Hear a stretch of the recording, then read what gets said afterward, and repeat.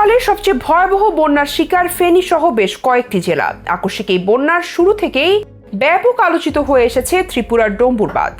এই বাঁধ আমাদের বেশিরভাগের কাছে অপরিচিত। ঠিক কোথায় অবস্থিত ডম্বুর গেট, কিভাবে কাজ করে এটি, ডম্বুর গেট থেকে পানি ছেড়ে দেওয়া প্রসঙ্গে কি জানাচ্ছে ত্রিপুরার কর্তৃপক্ষ, সেই সবকিছু বিস্তারিত থাকছে আজকের ভিডিওতে। ভারতের ফারাক্কা বাঁধের সাথে আমরা সুপরিচিত থাকলেও এবারকার বন্যায় ব্যাপকভাবে পরিচিতি পেয়েছে ডম্বুর বাঁধ। ধারণা করা হচ্ছিল এই বাঁধ থেকে পানি ছাড়ার ফলেই তলিয়ে গিয়েছে ফেনী। বিবিসি বাংলার এক প্রতিবেদন থেকে জানা যায়, ত্রিপুরার রাজধানী আগরতলা থেকে সড়ক পথে প্রায় 120 কিলোমিটার দূরের ডম্বুর হ্রদ, রাইমা আর সরমা, এই দুটি ছোট নদী ত্রিপুরার স্থানীয় ভাষায় যেগুলিকে বলা হয় ছড়া, এই তীর্থমুখ হ্রদে এসে মিশেছে। আবার সেখান থেকেই গোমতী নদীর উৎপত্তি। ত্রিপুরার বেশিরভাগ নদী বা ছড়ার মতোই এই গোমতীও স্বাভাবিকভাবে বাংলাদেশের দিকে বয়ে গেছে। এই হ্রদে প্রায় 48টি ছোট ছোট দ্বীপ রয়েছে। শীতকালে ওগুলিতে অনেক পরিযায়ী পাখিও আসে। এটা একটা গুরুত্বপূর্ণ পর্যটন স্থল। বর্ষাকালে ত্রিপুরা বা উত্তর পূর্বাঞ্চলের অন্যান্য এলাকায় অথবা বাংলাদেশের অভ্যন্তরের লাগোয়া এলাকাগুলোতে যেরকম ফ্ল্যাট প্লেইনস দেখা যায়, এটিও সেরকমই একটি অঞ্চল। বহুকাল ধরে এই অঞ্চলটি তার জীববৈচিত্র্যের জন্য বিখ্যাত। এই বন্যায় সবচেয়ে ক্ষতিগ্রস্ত হয়েছে যেসব জেলা, তার মধ্যে আছে গোমতী। গোমতী জেলাতেই গোমতী জলবিদ্যুৎ কেন্দ্রের ডুম্বুর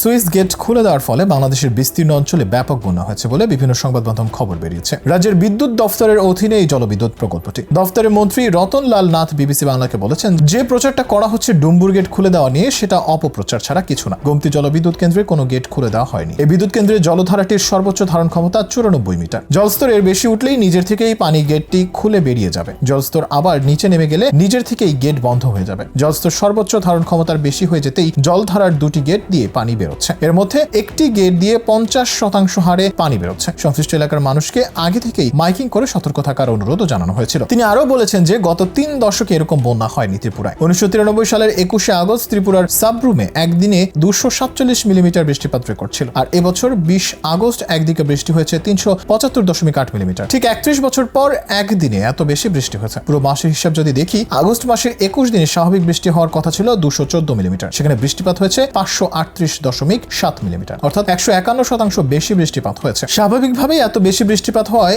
এত বড় বন্যা দেখা গেছে 3 দশকেরও বেশি সময় পরে। সেই 1993 সালে ডম্বুর জলাধারের গেট উঁচিয়ে পানি বেরিয়ে গিয়েছিল। আবার একই ঘটনা হলো 2024 সালের আগস্টে। মন্ত্রী রতনলাল নাথ আরো বলেন, আমরা যদি অমানবিক হতাম তাহলে অনেক আগেই সেটা হতে পারতাম। বিদ্যুৎ দেওয়া বন্ধ করে দিয়ে, কারণ বিদ্যুৎ বাবদ প্রায় 180 কোটি ভারতীয় টাকা তাদের কাছে আমাদের বকে আছে। তাও নিয়মিত 50 থেকে 60 মেগাওয়াট বিদ্যুৎ আমরা সরবরাহ করে যাচ্ছি, অথচ আমাদের নিজেদের রাজ্যের বহু জায়গায় বিদ্যুৎ নেই এখনো। বাংলাদেশের সঙ্গে আমাদের বিদ্যুৎ সরবরাহ নিয়ে যে চুক্তি আছে, সে অনুযায়ী দিনে 150 মেগাওয়াট করে দেওয়ার কথা। প্রথম দিকে 190 মেগাওয়াট অব্দিও দিয়েছি। আবার আমাদের ওখানে চাহিদা যখন বেশি থাকে তখন কমিয়েও দেওয়া হয়। দুপক্ষের মধ্যে আলোচনার ভিত্তিতে সম্প্রতি আমরা 50 থেকে 60 মেগাওয়াট করে বিদ্যুৎ দিচ্ছি। গত কয়েকদিন ধরে আমরা সেই বিদ্যুৎ সরবরাহ বজায় রেখেছি। তারা যেটা বলছেন যে আমরা ডুম্বুরের গেট খুলে দিয়েছি, সেটা যে সঠিক তথ্য নয় তা দেখার জন্য তারা যদি নিয়ম অনুযায়ী সীমান্ত পেরিয়ে ত্রিপুরায় আসেন, আমি নিজে গাড়ি করে তাদের নিয়ে যাব ডুম্বুর দেখাতে। তারা নিজেরা দেখতে পারেন যে আমরা নিজের থেকে গেট খুলে দিতে পারি কি না, সেটা সম্ভব কিনা।